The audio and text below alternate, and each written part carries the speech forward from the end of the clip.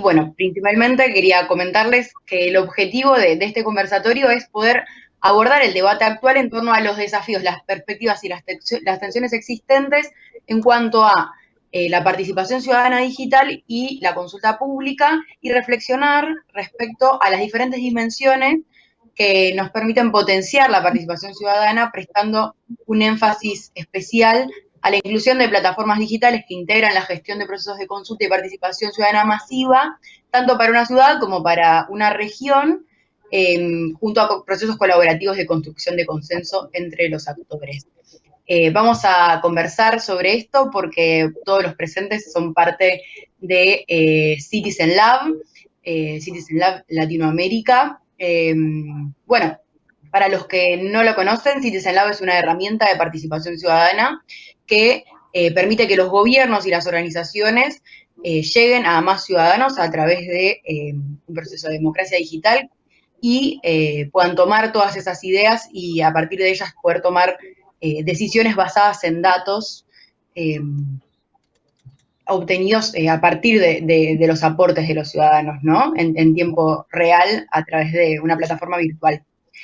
Así que, bueno, quiero invitarlos primero a presentarse y después les cuento las preguntas a partir de las cuales van a estar conversando. ¿Quién quiere presentarse primero?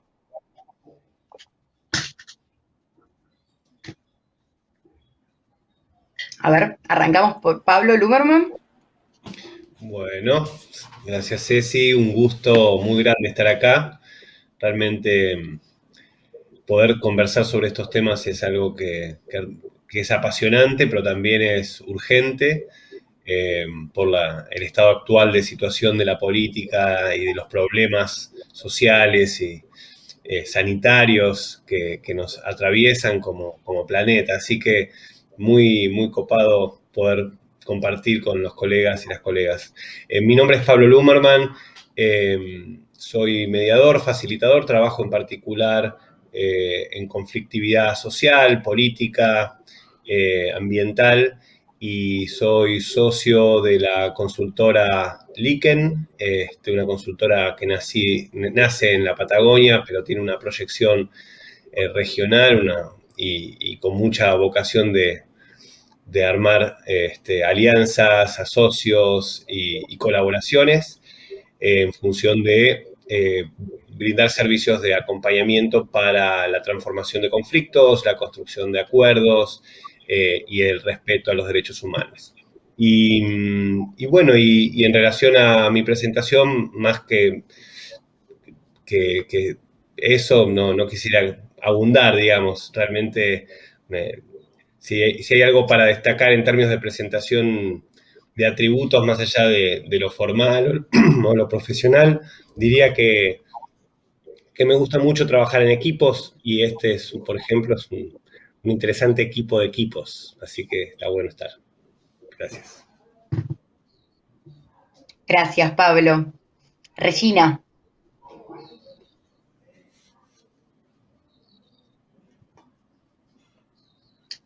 Regina, ¿estás ahí?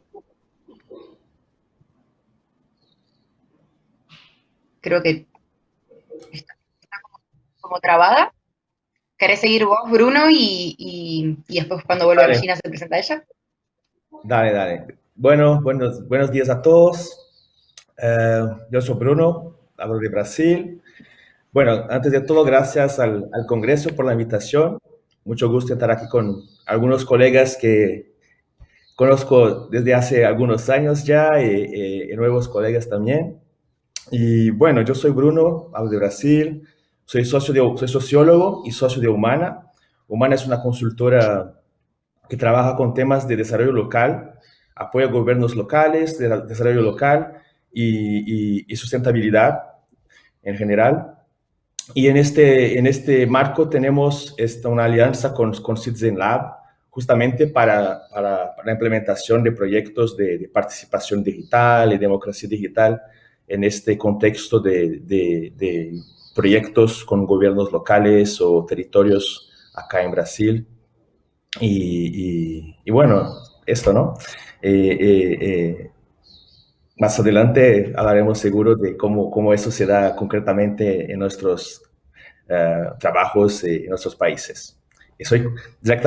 Trabajo directamente con Regina acá en Brasil en los proyectos de Citizen Lab. Muchas gracias.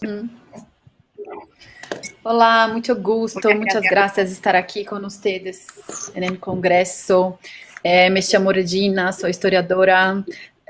Estou na agenda de participação cívica há muitos anos e agora, nesta oportunidade de estar com Humana, apoiando Bruno e Carol no projeto de Citizen Lab.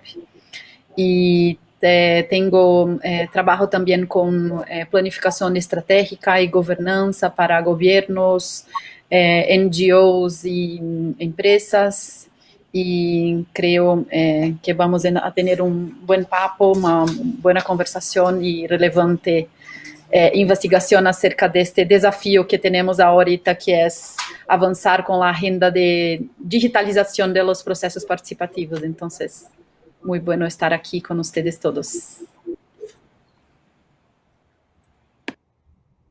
Gracias, Regina. Nos queda Pablo Valenzuela. Sí, bueno, primero, gracias por la invitación y también la alegría de estar con gente que ya tiene un recorrido en conjunto, ¿no? Desde hace mucho tiempo, antes de estos temas de la democracia digital, también tratando de promover el diálogo. Yo, bueno, soy de formación abogado, con especialización en temas ambientales, y he trabajado también bastante en diálogo, participación, transformación de conflictos de distinto tipo, ¿no? Ambientales, también en migración. Y ahora, claro, estoy tratando de, junto a Magdalena Gatica y también varios de las personas que están acá, de progresar, de desarrollar, ¿no? Proyectos de democracia digital junto a Citizen Lab en Chile y en Latinoamérica. Así que felices de tener esta conversación y vuelvo a agradecer la invitación. Genial. Pablo, muchas gracias. Bueno, ya que están todos presentados, cuando venga Renato le vamos a dar un pequeño lugar para que se presente, pero les propongo que conversemos alrededor de las preguntas planteadas, que son las siguientes. En primer lugar, ¿cómo ven el desarrollo de la democracia digital en sus países? ¿Cuáles son las oportunidades y los potenciales desafíos de la democracia digital en Latinoamérica?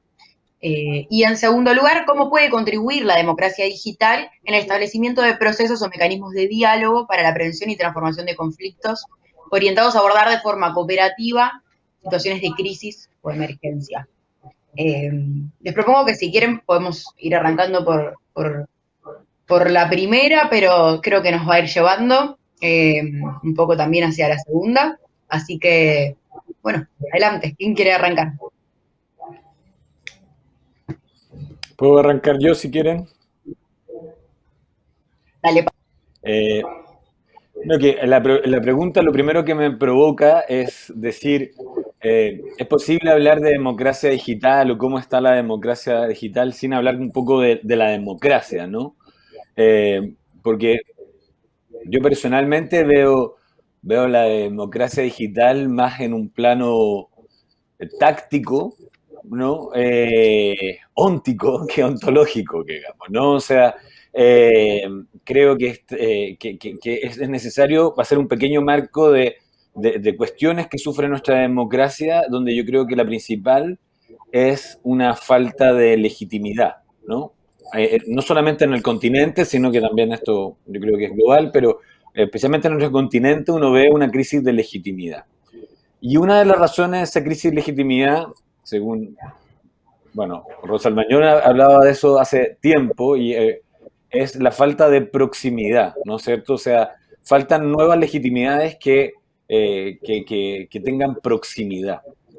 O sea, que ejerzan el poder cerca de las personas. Entonces, yo creo que ahí, ¿no? En ese contexto como de una democracia en crisis, donde una de las cosas que puede hablar o un relato para explicar esa crisis es la falta de legitimidad, y yo creo que una de esas la explica muy bien esta falta de proximidad. el sentir de las personas habitual de que el poder no los escucha, pero también algo muy importante, que no está cerca de su experiencia de vida, o sea que se aleja de lo que tú ves como vida, te es completamente ajeno, ¿no? Y siempre está este discurso de como los políticos tienen otra vida, ¿no? O sea, como porque no trabajan, porque, bueno, no sé, pero no lo asimilamos a que somos de la misma comunidad. Y creo que cualquier aparato que sirva para atender comunicación y puente con agilidad, con proximidad, con horizontalidad, porque lo digital lo que hace es que le da a todos el botón de publicar, ¿no? Ese botón que solamente a veces tenían los editores de periódicos, parte también a veces de poderes fácticos. Ojalá que aquí no hay nadie se ofenda, sino que solamente es así. Eso lo democratiza. Entonces yo creo que ahí hay algo que la democracia digital hace, puede generar un aporte, ¿no? Y en ese sentido veo mucho campo de posibilidad en Latinoamérica si es que se hace bien. Y con eso voy a cerrar para no...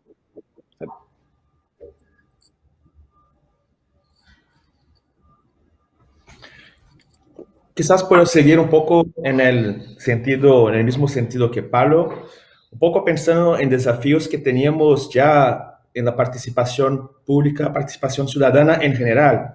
Antes mismo de hablar de participación digital, hablar un poco de Brasil, pero creo que en otros países también teníamos una cultura de participación bastante débil, bastante vulnerable ya antes de impulsionar procesos digitales. En los 80, en los 90, nuestros países fueron como que fortaleciendo sistemas de participación, los consejos, las conferencias ciudadanas, estas cosas, en Brasil, por ejemplo. Pero aún así, sobre todo a nivel local, en el interior de los países, en el interior de Brasil, por ejemplo, se había todavía una cultura de participación débil y quizás un poco de este sentimiento del riesgo de participar y de posicionarse políticamente, que viene de nuestras historias políticas, de los regímenes autoritarios que hemos tenido. Entonces, esto yo veo que queda un poco en Brasil, sobre todo a nivel local, en el interior del país, este sentimiento de todavía es un riesgo porque no se crean espacios seguros de participación, en que se posiciona sin tener este miedo de sufrir algún tipo de reacción de los grupos que están ahí en el poder. Junto un poco con lo que decía Pablo, además de este riesgo de participar, en posicionarse, un sentimiento de inutilidad del político, de que el político no está arreglando nuestros problemas. Entonces, venimos de este contexto, un poco con estos dos grandes desafíos muy fuertes que ya estaban presentes en la participación más presencial y que vienen también al digital, que están presentes en el digital, pero justamente el digital puede proponer ambientes y espacios a veces más seguros de participación. Entonces, esto es algo que el digital tiene que trabajar con mucha fuerza, esta seguridad al ciudadano de participar. Y también, como decía Pablo, yo veo eso como un camino muy interesante para Brasil y creo que también nuestros vecinos. Hay este sentimiento que la política, las grandes soluciones, los grandes modelos políticos ya no se cree mucho en.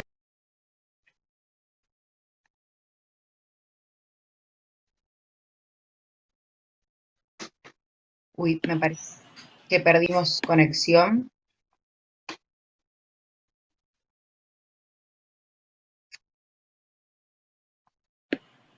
Se pasó conmigo también.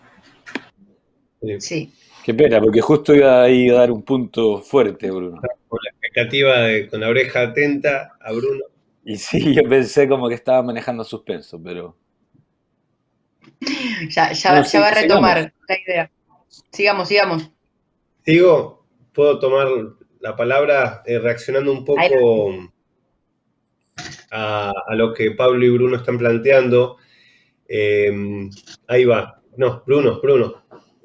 No, ya, Bruno, que...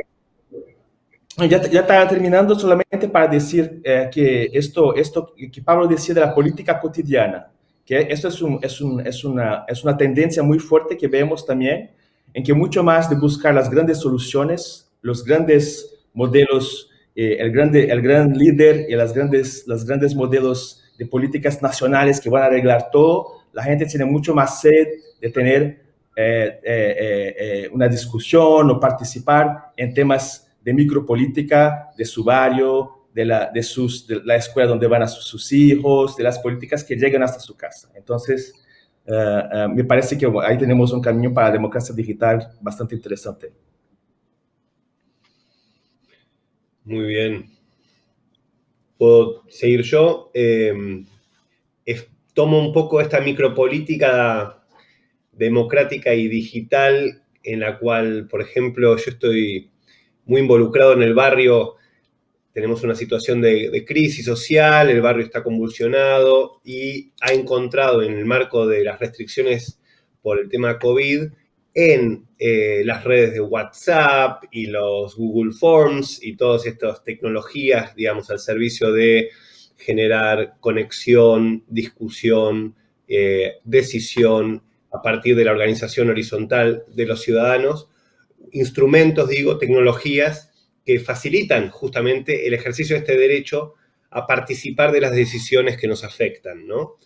Por la vía de la incidencia, movimiento ciudadano hacia la incidencia, como también, y esto se ve cada vez más, cuando el Estado quiere generar una política pública, hoy por hoy necesita, obviamente, tener para ser legítima, un insumo, un respaldo de parte de la ciudadanía, también necesita estar atento a lo que el ciudadano necesita para poder configurar políticas adecuadamente segmentadas. Entonces se ve obligado a abrir el espacio para la participación, porque aparte entiende que de otra manera las decisiones que se tomen no serán legítimas, estarán bloqueadas.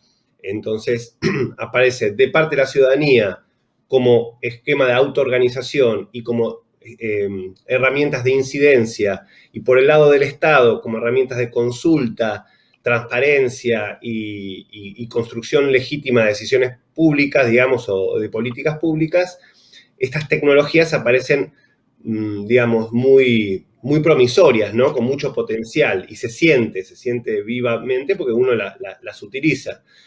Pero al mismo tiempo aparecen los problemas justamente democráticos. ¿Qué pasa con la parte que no tiene parte, digamos, ¿no? Y ahí aparecen las nuevas exclusiones que asociadas a la falta de conectividad, digamos, física, genera que una cantidad de actores restringidos ya por la dinámica pandémica, pero también porque los procesos decisionales circulan alrededor de un sistema digital en el cual ellos no participan, ¿no? Y ahí está, creo, el gran riesgo. Por eso me parece fundamental que para poder generar condiciones habilitantes para el ejercicio del derecho ciudadano a participar en contextos digitales o digitalizados, aparece la gran discusión de cómo conectamos a la gente, ¿no? Y al mismo tiempo aparecen, digamos, en particular el problema de la agudización de brechas ya existentes. Y me quedo solamente con una reflexión que es, hoy por hoy, en ejercicios concretos digamos, donde yo uso instrumentos digitales para facilitar procesos de diálogo público, de consulta o de toma de decisiones, digamos, participativas, por ejemplo, el Citizen Lab, pero también otras herramientas, nos encontramos con que las poblaciones campesinas, rurales, indígenas, digamos, que ya históricamente han sido excluidas por la falta de conectividad vía hardware, tienen muchas dificultades para poder acceder a la participación, digamos, y ejercicio de su derecho. Entonces ahí me parece que está la batalla, digamos, más importante en esta materia, que es esa conectividad para ejercer derechos tanto de participación directa como también el ejercicio de derechos humanos como el acceso a la educación, ¿no? que también aparece con la pandemia agudizado como necesidad. Entonces, bueno, ahí hay una tarea enorme por parte del Estado de generar estas condiciones habilitantes, ¿no? El hardware de esta participación digital. Porque una cosa es democracia digital y otra cosa es hasta qué punto esa digitalidad es democrática. Me quedo ahí.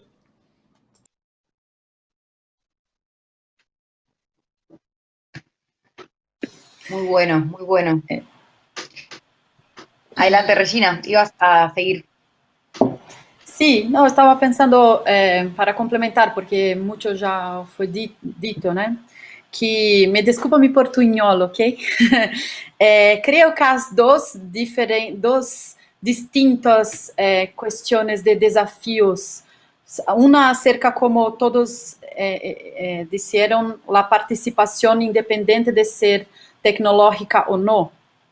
Porque en Brasil, desde el 1980, cuando salimos de la dictadura militar, nosotros tenemos aprimorado procesos participativos até chegarmos ao governo Temer e agora Bolsonaro, que estão desaparecendo com essas políticas públicas. Haviam as políticas públicas e nós hicimos parte construindo estes processos como facilitadores ou como gestores, como consultores com a sociedade civil.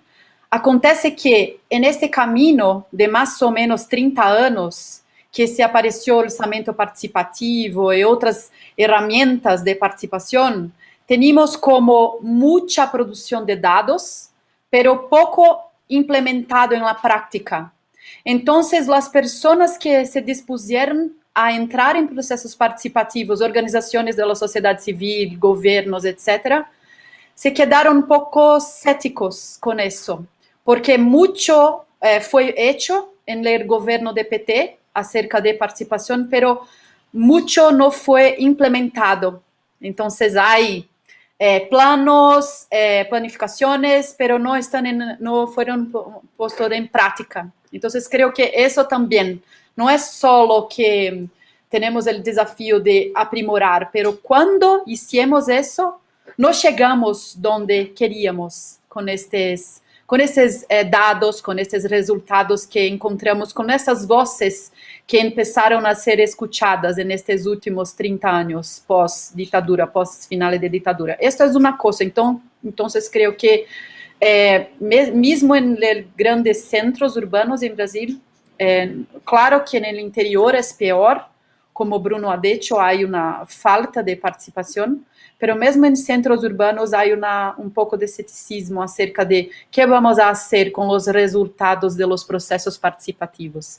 E a outra coisa, que em Brasil a razão do digital, que é muito novo, claro que temos que ter uma melhor amplitude da rede de internet, as pessoas necessitam de educação digital, pero nós acá em Brasil estamos como, quando apresentamos um projeto de inovação, há sempre uma margem muito pequena de pessoas, como 5%, não sei o número estatístico, pero nós somos os entusiastas e os visionários desta chegada, não só de Citizen Lab, mas da democracia digital. Então, há muita gente que vai a venir depois, como na ideia da cauda longa de marketing, como nós somos os visionários, então estamos abrindo um campo novo de se fazer participação, de se comunicar usando ferramentas digitais. Então, isto é um grande desafio, porque quem vai se aproximar e entender a importância cá em Brasil de usar Citizen Lab ou outras ferramentas de participação, ainda faz parte desta mentalidade mais entusiasta ou visionária, né?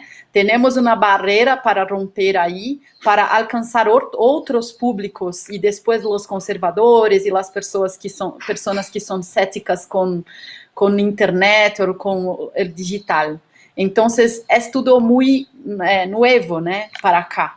E estamos fazendo porque acreditamos e sabemos que isto é o futuro. E claro que a pandemia é algo horrível, pero nós temos agora uma oportunidade real e concreta de avançar, né, por conta da situação de que estamos todos sem poder nos vermos presencialmente. Então, é como uma oportunidade para que isso ocorra.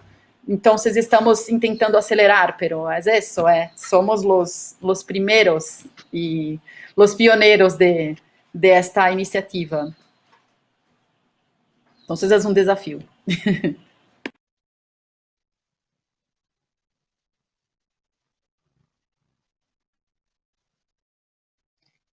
Bueno, gracias, Regina. Sí, muy, muy buenos los aportes, muy interesantes. Me parece que ya las primeras preguntas creo que las conversamos bastante. Les propongo que pasemos más a la segunda, que es cómo puede contribuir específicamente la democracia digital en el establecimiento de procesos de diálogo para la prevención y la transformación de conflictos, para abordarlos de manera cooperativa en situaciones de crisis como la que hoy vivimos en nuestros países. Si les parece, una rondita más específicamente reaccionando a esta pregunta. Sí, o sea, creo que hay varias formas, ¿no? De hecho, bueno, siempre nosotros citamos un estudio que hizo Nesta, que es una institución británica que se llama Digital Democracy, el estudio, y fue un catastro de cómo iniciativas digitales estaban apoyando distintas formas de mejorar la democracia. Entonces ellos ahí distinguen distintos tipos que va desde el prestar mejor información, aumentar los grados de transparencia, responder preguntas de las personas, permitir que las personas hagan aportes tanto de su experiencia como aportes técnicos, ordenar conversaciones, ampliar conversaciones, ¿no? Poder hacer toma de decisión conjunta a través de sistemas de votación que sea menos costoso y por lo tanto más rápido, que sí tienen una serie de brechas, ¿no? Incluso en Estados Unidos, ustedes saben, hace poco en Dakota creo que fue un escándalo bien grande porque incluso a ese nivel de tecnología igual había una posibilidad de alteración. Pero yo creo que de todas maneras puede ayudar a los elementos de la democracia, no solamente el decisivo, ¿no? El de la elección. A mí me interesa más la democracia digital en cómo puede ayudar para los procesos de aumentar transparencia, trazabilidad y principalmente deliberación, ¿no? Yo creo que eh, el hecho de que las herramientas digitales permiten debates asincrónicos, o sea, que no exigen que las personas estén ahí al mismo tiempo, eso para mí me pareció muy iluminador de mi propia experiencia asistiendo a asambleas, ¿no?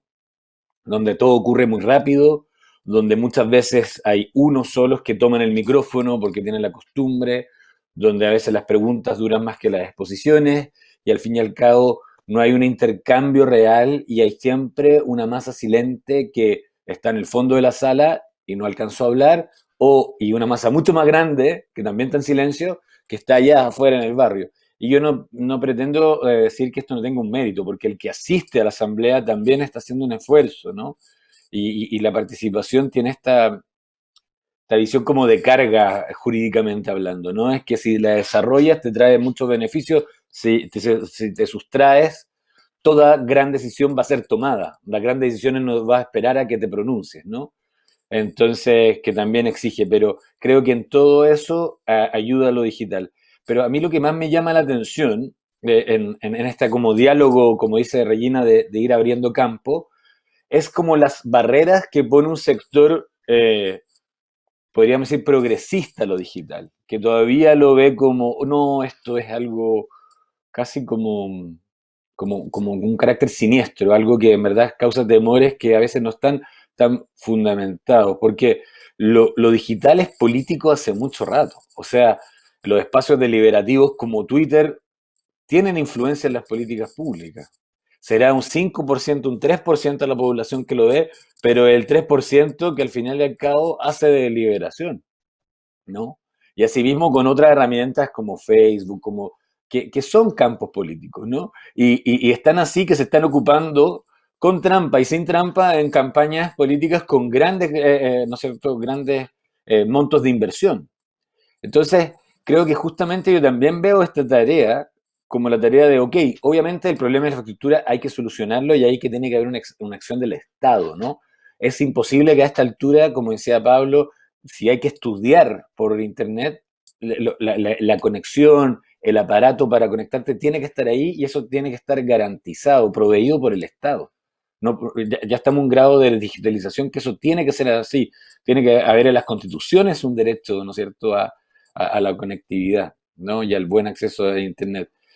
Pero junto a eso, también tenemos que liberarnos de los prejuicios de decir, no, mira, esto no le sirve a la tercera edad, no, esto no le sirve a los pueblos indígenas, no, esto no, sino que hay que hacer el camino de formación, acercamiento, sentido en conjunto. A mí me parece muy atractiva las reuniones que hemos tenido acá a veces con comunidades, ¿no? Y el rechazo inicial y luego el paso a paso acercándose a esta herramienta. Porque si es algo tan fundamental que yo estoy seguro que los pocos valientes que nos estén acompañando en este día viernes temprano, lo primero que hicieron en la mañana fue consultar su teléfono, de seguro. Entonces, si es algo tan fundamental, ¿por qué no acercarlo? Y ahí yo creo que tenemos que ver mucho más en esa lucha, en la lucha de darnos cuenta que la conectividad, ¿no es cierto?, tiene que ser un derecho fundamental. Y segundo, que la falta de competencia, que todos tenemos lo digital, ¿no?, alguna competencia mejor, otra, es un llamado a convocar, formar, acompañar, ¿no? Y no a decir, no, dejémoslo aparte, sigamos con el cuaderno, el bolígrafo y el cuaderno, el papelógrafo y el post-it solamente.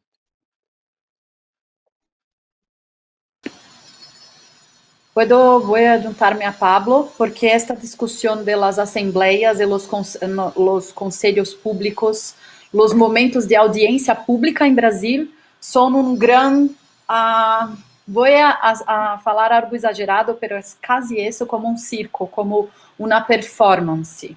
Una performance para poucas pessoas que já tomaram suas decisões, estes políticos, e esses espaços são solamente para apresentar, para prestar qualquer minimamente conta de lo que vão a ser as audiências públicas, pero não há um protocolo, e nós, eu sou facilitadora, e quando converso com meus amigos de facilitação, pensamos, é quase algo insano, porque não há diálogo, não há construção, os poucos mecanismos de participação que temos no governo, eles nos servem para isso, eles servem solamente para apresentar o que já estava decidido. Então, creio que há algo anterior à participação digital, que é os governos terem consciência, vontade política de verdadeiramente fazer a accountability, sua responsabilidade como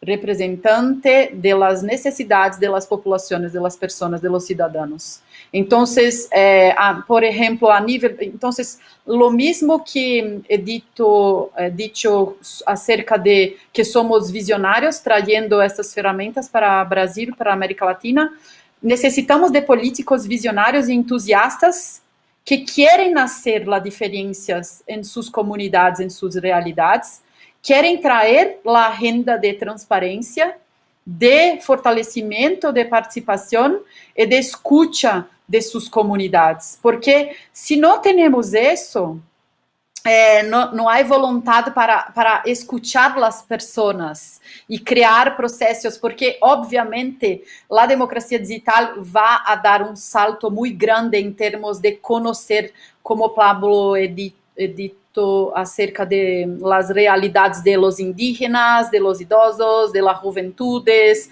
todas as agendas de diversidade vão a ser mais conhecidas acessando processos digitais, né, que não necessitamos estar presenciais. Pero o grande gargalo é a deliberação, é quando o que uma pessoa diz e avalia vas a se tornar minimamente uma referência de política pública ou algo que vai impactar verdadeiramente as decisões do poder público. Porque, por exemplo, Twitter é um mecanismo que vem de fora da estrutura como uma influência no campo de poder político, pero não estás dentro do poder político. Então, creio que necessitamos de pessoas dentro do poder político que querem fazer a diferença, senão va a ser muy difícil y estos políticos entusiastas y las administraciones que verdaderamente quieren hacer la diferencia, creo que son los primeros que debemos nos conectar para construir esto junto, porque es eso, sin deliberación solo consultivo, las personas van a continuar no acreditando que estes processos vão para algum lugar concreto. Pero, me consultam, pero ¿qué están haciendo con eso? Entonces, es eso, creo, un importante paso. Yo quizás quisiera... perdón, para adelante. No, Bruno, tenías más intención, adelante. Solo quizás agregar un tema que tiene que ver con ampliar un poco la gobernanza territorial, pensar en términos de gobernanza territorial, ampliar un poco a otros actores que solamente el Estado y la sociedad civil. Yo veo que en muchos territorios, en nuestros países, tenemos todavía una política pública a veces poco presente, un Estado todavía con sus debilidades. Vemos muchos procesos de transformación territorial que son protagonizados por empresas, sectores privados, por ejemplo. Y esto es también fuente de conflictos muchas veces en disputas por la tierra, disputas por recursos naturales, y quizás la democracia digital y las herramientas de democracia digital pueden ser más fácilmente absorbidas por estos actores privados, las empresas, por ejemplo, en sus procesos de transformación de los territorios. Y en ampliar las formas en que esa transformación va a existir concretamente en el territorio, ampliar los actores en que van a participar de la toma de decisión sobre estas formas. Entonces, me parece que hay un campo interesante a ser explorado, que es justamente incluir estas herramientas de democracia digital en esta relación el sector privado, gobiernos locales, sociedad civil, ciudadanos. Y esto me parece que en estos años que vivimos actualmente puede ser clave para lo que va a pasar en los territorios, porque, de nuevo, muchas veces se ve los intereses privados como una locomotiva muy potente de transformación, a veces más que la política pública, sobre todo en tiempos de crisis. Entonces, hay que impulsionar quizás que estas herramientas sean parte del conjunto de herramientas y sistemas que son implementados en estos contextos. Y me parece que hay una apertura para eso, que las empresas y los grupos privados están más abiertos y más confortables quizás con herramientas digitales, con plataformas digitales, que muchas veces con los eventos presenciales y con estos modelos más tradicionales que teníamos. De nuevo, pensando que estas herramientas pueden ser no solamente una forma de consultar a la población, de saber la opinión que la gente tiene sobre un proyecto, una inversión que se va a hacer en un territorio, pero sino que crear conocimiento confrontando conocimientos ciudadanos, populares, con los conocimientos de los expertos. Y esto crea un valor a esos procesos participativos que interesa a los grupos privados, por ejemplo. Entonces, yo veo que hay caminos ahí para creación de valor y ampliación de la participación en la gobernanza territorial, justamente buscando incluir a esos distintos actores y esos protagonistas privados también en la discusión. Además, solamente para terminar, quizás en este campo también habría una posibilidad para arreglar un desafío que no hemos hablado acá, del financiamiento de estos sistemas, el financiamiento de estas plataformas. Y quizás acercarse al sector privado puede ser también uno de los caminos, no el único, para buscar una solución para el tema de cómo financiar todo eso, el acceso, pero también la construcción de buenos sistemas, de buenas plataformas. Bien, temón el tema del rol del sector privado, siendo el sector privado el que de alguna manera está conduciendo el proceso de digitalización del mundo, que no es necesariamente democrático, de hecho tiene enormes problemas de democracia esa digitalización, por lo que habíamos hablado antes, ¿no? Veo en el chat que hay gente que dice, ¿cómo va a haber democracia digital si yo tengo que pagar por el servicio de conectividad? O sea, ¿dónde está ahí la condición de servicio público general? ¿Cómo hago para fortalecer mi ciudadanía digital? Digamos, si depende del ingreso que tengo o del lugar donde vivo. Entonces, estos son problemas reales. Lo cierto es que nosotros tenemos, nos guste o no nos guste, con sus luces y sus sombras, el mundo se ha digitalizado y va en un proceso de digitalización creciente, en donde nuestras vidas se administran, se gestionan mucho a través de la digitalidad. Ahora, ¿esa vida es democrática? ¿Es una vida, digamos, donde uno puede participar de las decisiones que nos afectan? No necesariamente, de hecho, yo diría más no que sí, digamos, ¿no? Entonces, ¿cómo democratizamos esa digitalidad en la que necesariamente estamos involucrados? Bueno, ahí aparecen, a mi criterio, estos procesos, estas herramientas, tanto para la ciudadanía como para la política y también para el mundo del sector privado, digamos, ¿no?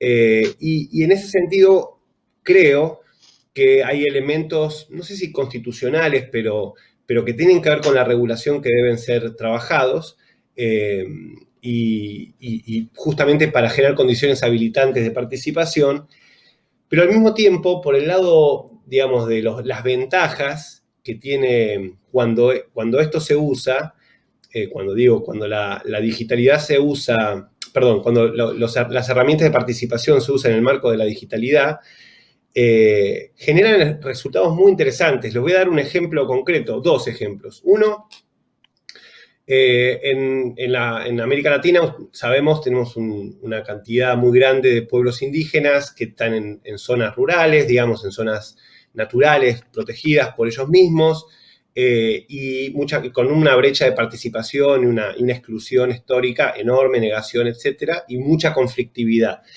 Y hoy por hoy se están organizando redes una red en particular que se llama la Red de Territorios Indígenas de Conservación Ambiental, que básicamente articula comunidades territorialmente ubicadas en zonas de alto valor para la conservación y se están dando a sí mismos un esquema de gobernanza en red que les permite fortalecer su capacidad para generar gobernanza efectiva en sus territorios, recursos, diálogo con el Estado, y esto lo están haciendo fundamentalmente hoy.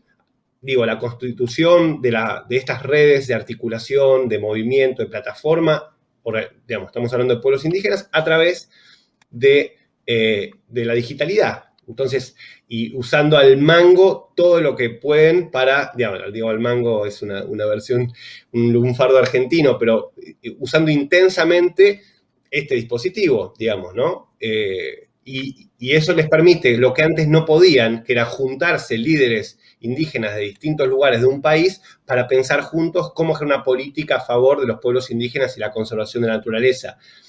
Esto es algo novedoso, esto es algo no existía esto, ¿no? Entonces ahí aparecen algunas potencialidades. Y el segundo caso que quiero ejemplificar es noviembre del 2020, 2020, en el marco de la crisis y el COVID, en el Caribe, 2 huracanes derivados con alta intensidad, que podemos explicar en función de la emergencia climática, impactan sobre Nicaragua, sobre Honduras, sobre Guatemala, generando un destrozo gigantesco y intensificando la crisis humanitaria que ya esa zona estaba viviendo. Y entonces, ante la escena sanitaria restringida por el COVID, el mecanismo para planificar la reconstrucción post-catástrofe se está dando entre los estados, la cooperación internacional, el sector privado, los sindicatos, en un contexto electoral súper polarizado, con problemas de criminalidad y demás. En particular estoy refiriéndome a Honduras, usando todas estas herramientas. Y el nivel de penetración que tienen los ejercicios de consulta y construcción conjunta de los proyectos de reconstrucción están generando una muy buena práctica en materia de democracia participativa, insisto, en países que tienen un enorme déficit democrático, digamos, y conflictividad y hiperviolencia, ¿no? Entonces aparecen estas oportunidades en el contexto de la crisis cuando sabemos estratégicamente usar estas herramientas en favor de procesos de inclusión. Así que son dos casos que quisiera ejemplificar, que son interesantes y que dan cuenta de las potencialidades justamente que tiene cuando se usan bien estas herramientas.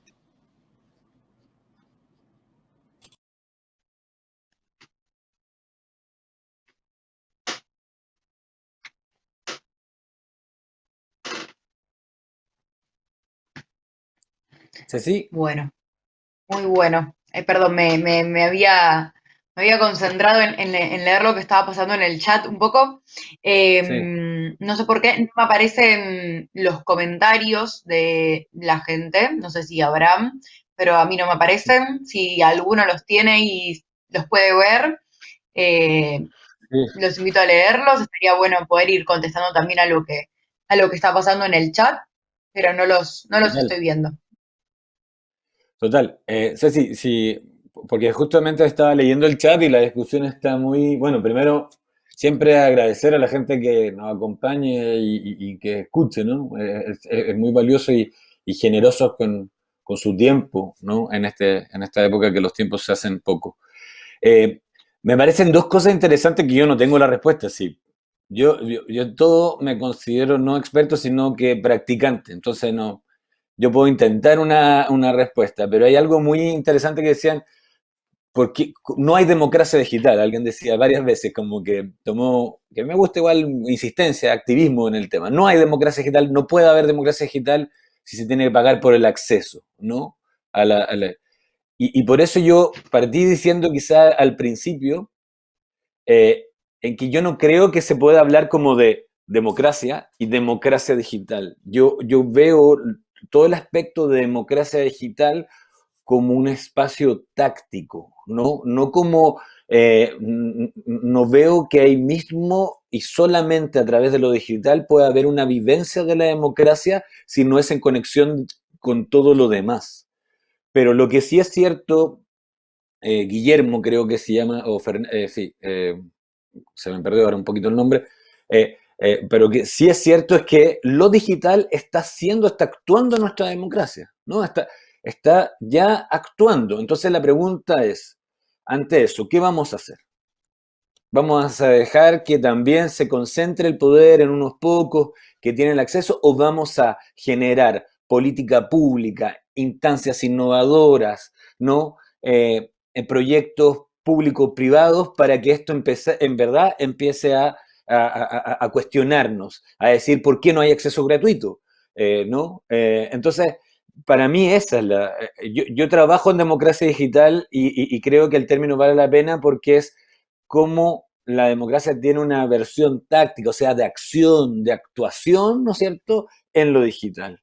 Y cómo eso lo hacemos mejor, lo hacemos más transparente, lo hacemos más asequible, lo hacemos más horizontal, etc. Segundo punto que él decía, no, pero oye, antes de ¿cómo se le ocurre a este señor que puede tener razón? Es una tontera que diga que hay que garantizar el acceso, ¿no es cierto?, gratuito a la conectividad. Porque todavía no tenemos agua potable. Y es verdad, acá con la pandemia en Chile, por ejemplo, los campamentos, las villas miserias, las favelas se han multiplicado y ahí la gente vive sin acceso al agua.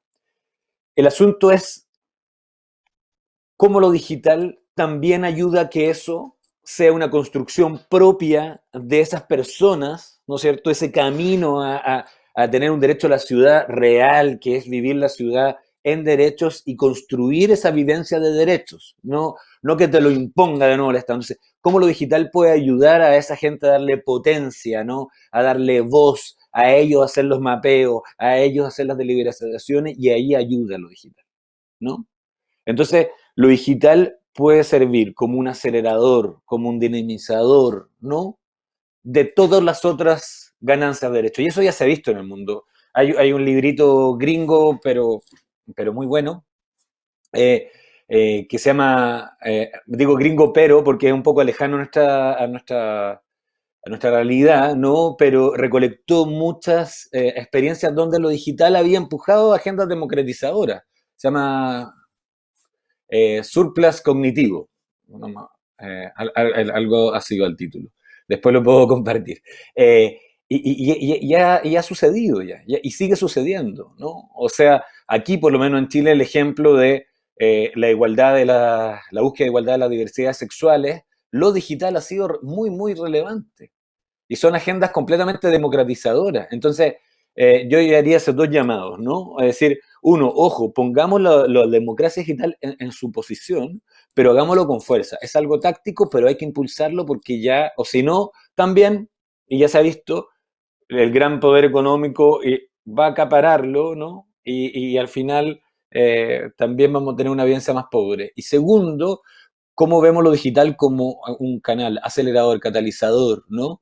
Que dando voz, que dando espacio a deliberación puede hacer que todas las otras luchas, ¿no es cierto?, sucedan de mejor forma y con más voz de los protagonistas. Eso.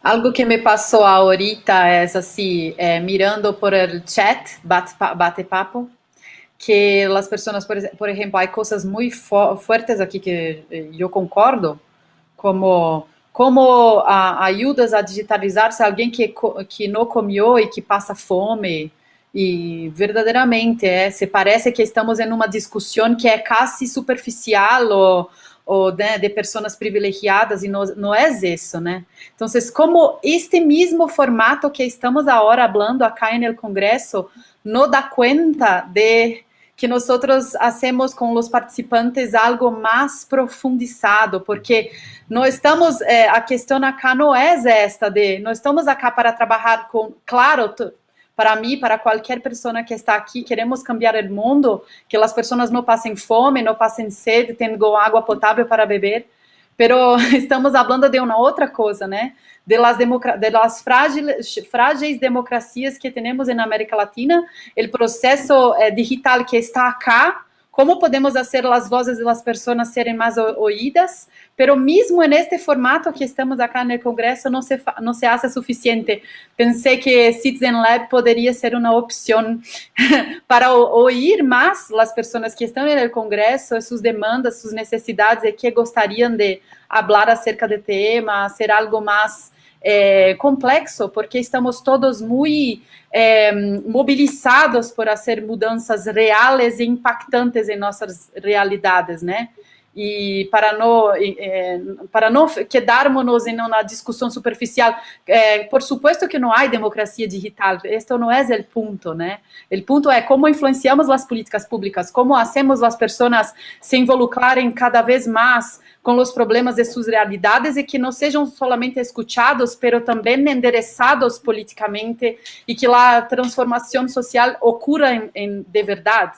Então, só deixo aqui como tudo o que sinto quando estou em um congresso, que é como são limitadas nossas possibilidades de avançar e mesmo de construir processos participativos de diálogo, mesmo em los espaços que queremos fazer isso. E creio que Citizen Lab poderia ser uma boa ferramenta para próximos congressos.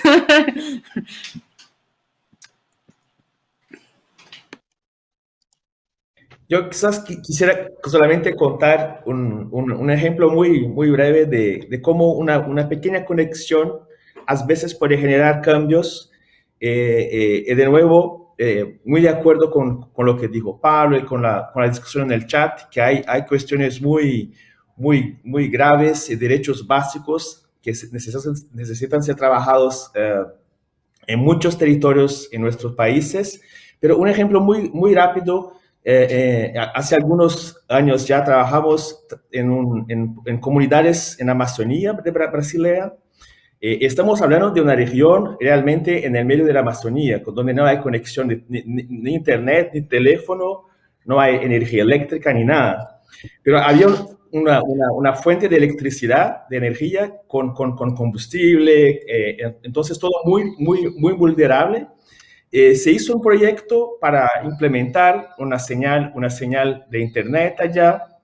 En esas comunidades, eran comunidades quilombolas, que son las comunidades originarias descendientes de los esclavos, de los afrodescendientes en Brasil, que se huyeron a la selva hace muchos años. Entonces, en esas comunidades se instaló una conexión a internet que podían utilizar 1 hora por día solamente por un tema de falta de energía eléctrica.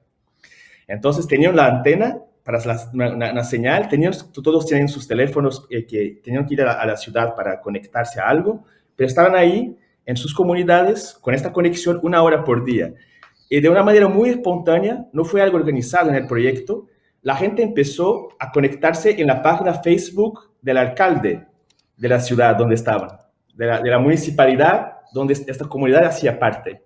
Y empezaron a la gente de la comunidad a exigir un sistema de energía solar para que pudieran tener más conexión y energía todo el tiempo, no solamente 1 hora por día, para conectarse, para hacer sus cosas. Y entonces, esto fue un resultado inesperado. No pensábamos que con esta 1 hora de internet no fue impulsionado por nadie. Esto la comunidad naturalmente o espontáneamente empezó y de una manera artesanal, utilizando Facebook, las redes sociales más sencillas, y al final han logrado tener un sistema de energía solar para poder tener más horas de energía por día. Entonces, es solamente un ejemplo práctico de cómo a veces las cosas, inesperadamente la conexión genera un cambio posible justamente para estas necesidades más básicas de energía, de agua y para acceso a políticas públicas esenciales. Bueno, en ese mismo Bárbaro. sentido Pablo, y en perdón medio que minuto. te interrumpa. Tenemos pocos minutos para ir cerrando. A las 11 se nos termina el tiempo, así que se nos cierra la persiana, nos vamos a cortar y no nos vamos a poder despedir. Son muy, muy buenos los aportes y la discusión que se está generando. Me quedo también con esta necesidad de abrir este tipo de espacios de participación y con la problemática que tenemos hoy del acceso a la conectividad, ¿no? Y la necesidad de que sea garantizada como un derecho humano. Da para charlar muchísimo más y son muy buenos todos los aportes, pero se nos va a cortar, así que los a despedirse, agradecerles a todos los que están presentes acá y a todos los invitados, porque este momento se nos termina en pocos minutos.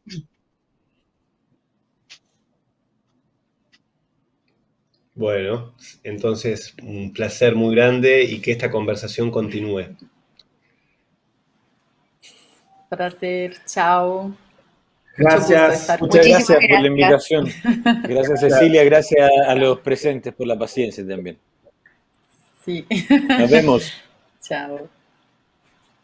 Muchas gracias. Adiós. Adiós.